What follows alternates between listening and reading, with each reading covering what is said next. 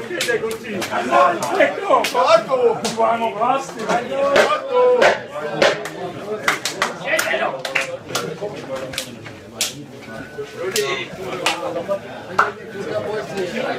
Nemůžeme, no? Hoši! Hoši, jak říká správně, Reňa, nedělní chvilka bože. Hoši! Ze stopečného Islandu se k nám valila zpráva, že tady hoši proti nám chtějí bojovat jak láva. My jsme však Češi.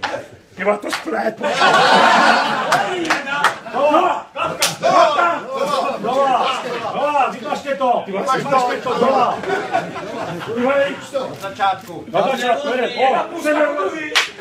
Jedna pouska po druhý. Chlap, hoši, nedělní chvilka poezí. Ze stopečného Islandu se k nám valila zpráva, že jejich hoši na nás jsou na žavení a kláva. To však ovšem nevěděli, že my jsme Češi plní síly a že tu jejich lávu schladíme jak žáhu. Hoši, 12 bodů máme doma a to nikdo nečekal.